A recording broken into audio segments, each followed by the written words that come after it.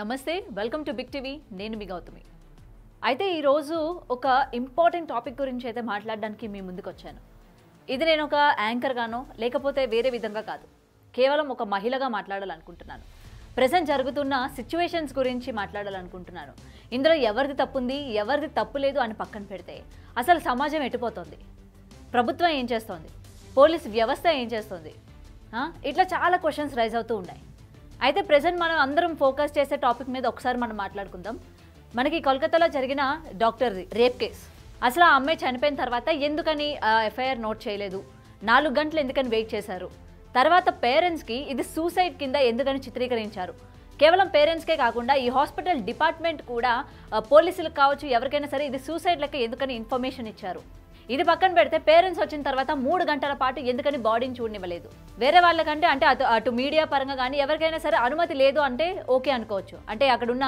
Proofs ఏవైనా సరే dismantle అవుతాయి లేకపోతే చల్లాచెదరయ్యే పరిస్థితులు ఉన్నాయని చెప్పి అనుమతి ఇవ్వలేదు అనుకోవచ్చు మరి పేరెంట్స్కి ఎందుకు ఇవ్వలేదు సో ఇట్లాంటి క్వశ్చన్స్ చాలా రైజ్ అవుతూ ఉన్నాయి దాని తర్వాత అసలు ఈ మర్డర్ జరిగిన ఎదురుగానే ఎందుకు రినోవేషన్ పనులు స్టార్ట్ చేశారు హఠాత్తుగా ఎందుకని రినోవేషన్ చేయాల్సి వచ్చింది ఇంతకుముందు ఎందుకు చేయలేదు కరెక్ట్గా ఈ ఇన్సిడెంట్ జరిగినప్పుడే ఎందుకని రినోవేషన్ చేశారు సరే ఇది కూడా పక్కన పెడదాం మరి ఆ అమ్మాయి చనిపోయేటప్పుడు ఎందుకని సీసీటీవీ ఫుటేజ్ వర్క్ చేయలేదు ఇవాళ మనం చూసుకుంటే చిన్న చిన్న క్లినిక్ల్లో కూడా సీసీటీవీ ఫుటేజ్లు ఉన్నాయి అంటే సీసీటీవీని మెయింటైన్ చేస్తూ ఉన్నారు మరి అటువంటి అంత పెద్ద హాస్పిటల్లోని సీసీ కెమెరాస్ లేవంటే నమ్మశక్యంగా ఉందా సరే ఇది కూడా ఆ టైంకి పని చేయలేదనే అనుకుందాం మరి ఆ సెమినార్ హాల్లోని ఆ అమ్మాయి ఒక్కతే పడుకున్న విషయం ఎలా తెలిసింది కేవలం హాస్పిటల్ అందులోని గవర్నమెంట్ హాస్పిటల్ అంటే మీరు ఎంత టైం అయినా సరే జనాలు తిరుగుతూనే ఉంటారు అండ్ డ్యూటీ డాక్టర్స్ ఉంటారు రౌండ్స్ వేస్తూ ఉంటారు డ్యూటీ నర్సులు ఉంటారు అవునా కదా మొత్తం కూడా ఏంటంటే రౌండ్స్ వేస్తూ ఉంటారు పేషెంట్స్ ఎప్పుడు ఎలా ఉన్నారు ఏంటి ఎవరికి ఎమర్జెన్సీ వస్తుంది మెడిసిన్ కూడా ఇవ్వాల్సి వస్తుంది కాబట్టి రౌండ్స్ వేస్తూ ఉంటారు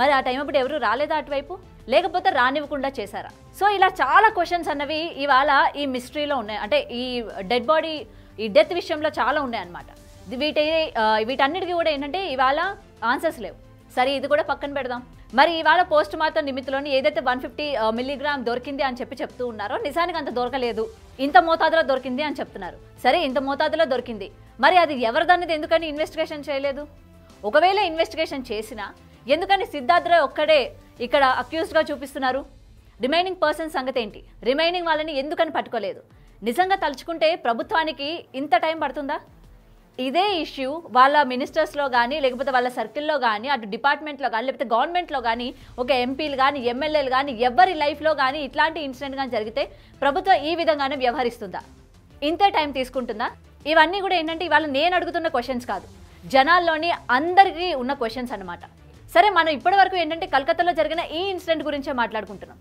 గతంలోని కూడా ఇలా చాలా మిస్టరీస్ మనకి మిగిలిపోయి ఉన్నాయి అందులో కొన్ని నేను మీకు ఇవాళ చెప్పాలనుకుంటున్నాను గతం మీ అందరికీ గుర్తుండి ఉంటే విజయవాడలోని ఆయిషా కేస్ మీ అందరికీ ఐడియా ఉందా సో ఆ అమ్మాయి కూడా ఇలానే రాత్రి అంటే క్రిస్మస్ హాలిడేస్కి తన ఫ్రెండ్స్తో పాటు అంటే ఫ్రెండ్స్ అందరూ కూడా ఫ్యామిలీ ఇళ్ళకి వెళ్ళిపోయిన తర్వాత ఆ అమ్మాయి ఒక్కతే ఇంట్లో ఉండడం హాస్టల్లో ఉండడం జరిగింది అండ్ గుర్తు తెలియని వ్యక్తి వచ్చి అత్యాచారం చేసి బాత్రూంలోకి తీసుకెళ్ళిపోయి తాళ్లతో కట్టేసి చంపేసి ఆమె గుండె పైన 143 చిరుత అని రాసి వెళ్ళిపోవడం కూడా జరిగింది మరి అది ఇప్పటికీ కూడా మిస్టరీగానే ఉండిపోయింది ఎందుకో చెప్పనా ఇందులో కూడా చాలా పెద్ద తలకాయలే ఉన్నాయి వాళ్ళని కాపాడడానికి అనవసరంగా అమ్మాయిని బలి చేశారనమాట పాపం ఇప్పటికీ కూడా ఆ పేరెంట్స్ పోరాడుతూనే ఉన్నారు సరే అంతవరకు ఎందుకు మనందరికీ తెలుసు ప్రత్యూష కేసు మీ అందరికీ ఐడియా ఉందా తను కూడా ఇదే విధంగా రేప్కి గురయ్యి చనిపోయింది మరి ఆ కేసు ఎందుకని ఇంకా మిస్టరీగానే ఉండిపోయింది ఇందులో ఉన్న పెద్దల సంగతి ఏంటి ఎందుకని బయటికి తీసుకురాలేదు సో ఇది కూడా కాలంతో పాటే కరిగిపోయింది ఇలా మనం చెప్పుకుంటూ పోతే చాలా కేసెస్ ఉన్నాయి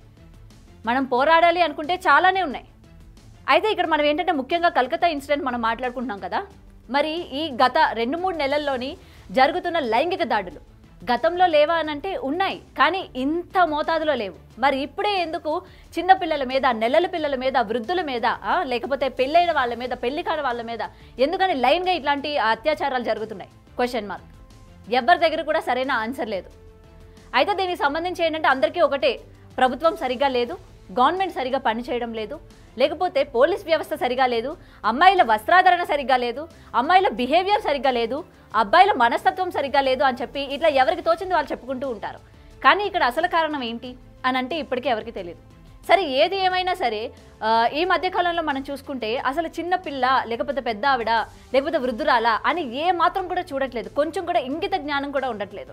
మరి అంత పశువుల్లాగా ఎందుకని ప్రవర్తిస్తున్నారు అంటే చెప్పలేకపోతున్నాం. ఇవాళ ఆడపిల్లలు బయటికి రావాలన్నా కూడా భయపడుతున్నారు.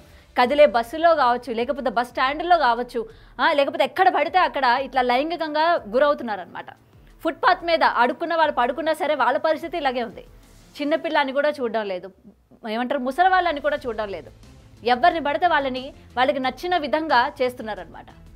అసలు ఏం జరుగుతుంది? ఇండియా డెవలపింగ్ కంట్రీ అంటూ ఉంటారు కదా, మరి ఇది ఎప్పటికి డెవలప్మెంట్ అవుతుంది? మరి ఆడవాళ్ళకి భద్రత ఏది? పూర్వకాలంలోని ఏమంటారు మన ఇండియాలోని ఆడవాళ్ళని దేవతల్లా పూజించేవారు. సో ఇలా చాలా ఉన్నాయన్నమాట. మనం మాట్లాడుకుంటూ పోతే చాలానే బయటకు వస్తూ ఉంటాయి. సో వీటన్నిటికీ ఏంటంటే ఫుల్ స్టాప్ లేదు.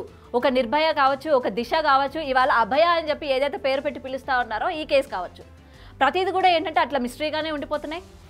నేరం చేసేవాడు దర్జాగా జైల్లో వెళ్ళి కూర్చుంటున్నాడు, 3 పూటలా తింటున్నాడు, చక్కగా వాడికి నచ్చినట్టు జీవిస్తున్నాడు. వాడి ఏమంటారు శిక్ష పూర్తయిపోయిన తర్వాత చక్కగా వాడు బయటకు వస్తున్నాడు. మరి దానికి గురైన అమ్మాయిల పరిస్థితి ఏంటి? వాళ్ళ కుటుంబాల పరిస్థితి ఏంటి? మరి దానివల్ల వాళ్ళు అనుభవించిన శారీరకం కానీ లేకపోతే మానసిక బాధల యొక్క దానికి సంబంధించి ఎవరు మాట్లాడతారు? ఇవాళ నిజంగా చెప్తున్నా, ఇవాళ వర్క్ చేసే ఉమెన్ ఎవరైతే ఉన్నారో, వర్క్ చేసే ఉమెన్ అనే కాదు ప్రతి ఒక్కరు కూడా కొంచెం ఆఫీసుల్లో లేట్ అయినా, స్కూల్లో లేట్ అయినా, లేకపోతే ఎక్కడ లేట్ అయినా వెళ్ళాలంటే భయపడుతున్నారు. ఆర్టీసీ బస్సులో వెళ్ళాలన్నా భయపడుతున్నారు. ఎందుకంటే ఒక కండక్టర్ అలాగే ఉన్నాడు, ఒక డ్రైవర్ అలాగే ఉన్నాడు, ఒక ఓలా అలాగే ఉంది, ఒక యూబర్ అలాగే ఉంది. ఇలా ప్రతిదీ మనం చూసుకుంటే పోతే ప్రతి చోట్ల ఇలాగే ఉన్నారనమాట. నేను పర్టికులర్గా ఒకరిని మెన్షన్ చేసి అయితే చెప్పడం లేదు. ప్రజెంట్ జరుగుతున్న సిచ్యువేషన్స్ని మైండ్లో పెట్టుకొని నేనైతే చెప్పడం జరుగుతుంది. అండ్ ప్రజెంట్ నాకు ఎట్లాంటి భయం కలుగుతోంది అండ్ సమాజంలోని ఎట్లా ఉండింది అని కూడా నేను ఈ అనలైజ్ చేయాలని అనుకుంటున్నాను. మన అందరం కూడా ప్రొటెస్ట్ చేస్తున్నాం, అంటే జస్టిస్ కావాలి అని చెప్పి అందరూ కూడా ఫైట్ చేస్తున్నారు కలకత్తా ఇన్సిడెంట్లో. కానీ ఇది ఓన్లీ కలకత్తా ఇన్సిడెంట్లోనే ఎందుకు అన్నది నా క్వశ్చన్. చిన్నపిల్లల మీద రేప్ జరుగుతోంది. ఈ ముచ్చుమరి కేసు కూడా మీ అందరికీ ఐడియా ఉంది. ఆ అమ్మాయి బాడీ కూడా అట్లనే గల్లంత అయిపోయింది, ఇప్పటి వరకు ఏమీ లేదు. చిన్న పిల్ల, తన మీద కూడా లైంగిక దాడి చేశారు. దాడి చేసింది కూడా మైనర్స్. మరి ఇట్లాంటి వాటి అన్నిటిని కూడా ఎక్కడ అంతం అని అంటే ఎవరు చెప్పలేకపోతున్నారు. మరి దీనికి సంబంధించి ప్రభుత్వాలు ఏం చేస్తున్నారు? మనందరికీ రక్షణగా ఉండాలని ప్రభుత్వానికి ఓట్లు వేసి గెలిపిస్తూ ఉన్నాం, అవునా? మరి అలాంటి ప్రభుత్వం ఎటువంటి చర్యలు తీసుకోవాలి? అండ్ మన లేడీస్కి సంబంధించి టోల్ ఫ్రీ నెంబర్స్ ఏమున్నాయి? మనకి అత్యవసర పరిస్థితులు వచ్చేటప్పుడు ఎవరికి కాంటాక్ట్ అవ్వాలి? ఈ దిశ అంటారు, షీ టీమ్స్ అంటారు, వీళ్ళని ఎలా కాంటాక్ట్ అవ్వాలి? ఇవన్నీ మనకి అందుబాటులో ఉన్నాయా? ఈ లేడీస్కి సంబంధించి కొన్ని యాప్స్ కూడా ప్రవేశపెట్టామన్నారు. మరి వాటికి సంబంధించి అవేర్నెస్ ఏది? మరి ఆ యాప్స్ ఏంటి? నిజంగానే అవి మన మొబైల్లో పెట్టుకుంటే వెంటనే రియాక్ట్ అవుతారా? సో ఇలాంటివి చాలా ఉన్నాయన్నమాట. సో ఏది ఏమైనా సరే ఇవాళ దీని కింద కమెంట్స్ పెట్టే వాళ్ళు కూడా ఉంటారు. ఎందుకంటే నేను ఒకటి చెప్పాలనుకుంటున్నాను, మనం కమెంట్స్ పెట్టేటప్పుడు కూడా ఒక క్షణం ఆలోచించాలండి. అమ్మాయి కమెంట్లు పెట్టే వాడి దగ్గర కూడా నేను ఏంటంటే కొన్ని చూశాను. అటు సైడ్ లేడీ చెప్తుంటే నువ్వేంట్లే మాకు చెప్పేది, ముందు నీ డ్రెస్ సెన్స్ చూసుకో. సో ఈ విధంగా ఆలోచించే వాళ్ళు కూడా ఉంటారు. వాళ్ళ మైండ్ సెట్ని మనం ఎప్పటికీ మార్చలేం. అండ్ బయటకు వచ్చి ప్రొటెస్ట్ చేస్తూ ఉంటారు, అంటే జస్టిస్ కావాలని పోరాడుతూ ఉంటారు. అమ్మాయిలకి ఈ విధంగా ప్రొటెక్షన్ ఇవ్వాలి అని వాళ్ళే కిందకు వచ్చి కమెంట్లు కూడా పెడతా ఉంటారు. మరి ఇలాంటి వాళ్ళని ఏం చేయాలి ఏంటన్నది ప్రభుత్వమే చూసుకోవాలి. ఏదైనా సరే ప్రభుత్వం దీని మీద స్ట్రిక్ట్ యాక్షన్స్ కూడా తీసుకోవాలి. అండ్ లేడీస్కి సంబంధించి ఎటువంటి సెక్షన్స్ ఉన్నాయి, ఎటువంటి టోల్ ఫ్రీ నెంబర్స్ ఉన్నాయి, ఎటువంటివి ఆల్రెడీ దిశ అంటారు కదా, లేకపోతే షీ టీమ్స్ అంటారు, ఇవన్నీ కూడా అందుబాటులో పెట్టాలి. లేట్ అయిన విమెన్స్కి ఎట్లాంటి భద్రత కల్పించాలి, అలాగే పోలీస్ డిపార్ట్మెంట్ లేడీస్ పట్ల, చిన్నపిల్లల పట్ల ఏ విధంగా ప్రవర్తించాలి, వాళ్ళకి ఏ విధంగా మనం అవేర్నెస్ కల్పించాలి అన్న విషయాన్ని కూడా త్వరగా అమల్లోకి తీసుకొస్తే బాగుంటుందని అయితే నేను అనుకుంటున్నాను. సో అందుకని లేడీస్ అందరికీ కూడా ఏంటంటే నేను చెప్పాల్సింది ఒకటే, మీరు ఎక్కడికి వెళ్ళినా ఏం చేసినా వర్క్లోని లేట్ అయినా సరే మీ యొక్క లైవ్ లొకేషన్స్ మీ ఫ్యామిలీ మెంబర్స్కి ఫార్వర్డ్ చేయండి. అండ్ మీరు ఎక్కడున్నది ఏంటది కూడా మీ పేరెంట్స్కి కానీ, మీ రిలేటివ్స్ కానీ, లేకపోతే మీ ఫ్రెండ్స్ కానీ ఎవరికైనా సరే ఇంటిమేట్ చేయండి. ఎప్పుడు సిచ్యువేషన్స్ మన అందుబాటులో ఉండవు, ఎప్పుడు ఏం జరుగుతుందో కూడా చెప్పలేని పరిస్థితుల్లో మనం ఉన్నాం. సో కాబట్టి ఈ చిన్న కేర్ కానీ తీసుకుంటే ఏదైనా ప్రమాదం మనకి రాబోతుంది అని కానీ మనకి సూచనగా ఉంటే ఇవన్నీ కూడా హెల్ప్ అవుతాయి, మనల్ని మనం కాపాడుకునే ఛాన్సెస్ ఉంటాయి. అండ్ లేడీస్ కూడా ఏంటంటే ఇప్పుడు జరుగుతున్న ఈ సిచ్యువేషన్స్ని మనం మైండ్లో పెట్టుకొని, ముఖ్యంగా వర్కింగ్ ఉమెన్స్ కానీ ఎవరైనా సరే మినిమం మనం మెయింటైన్ చేయాలి. అంటే పెప్పర్ స్ప్రే కానీ లేకపోతే ఇట్లాంటివి కూడా మనం మెయింటైన్ చేసుకోవడం చాలా అవసరం. ఇది నిజంగా దౌర్భాగ్యం అనే చెప్పుకోవాలి, అయినా సరే తప్పదు. సో ఏంటంటే ఈ చిన్న చిన్న మనం పాటిస్తే రేపు పొద్దున్న మనకి ఏదైనా జరగకూడదు జరిగే పరిస్థితి కానీ మనకి వస్తే వెంటనే ఇవన్నీ కూడా హెల్ప్ అయ్యే ఛాన్సెస్ ఉంటాయి. ఆ సిచ్యువేషన్ నుంచి మనం బయటపడే ఛాన్సెస్ కూడా ఉంటాయి. Thank you so much. For more videos like this, subscribe Big TV channel.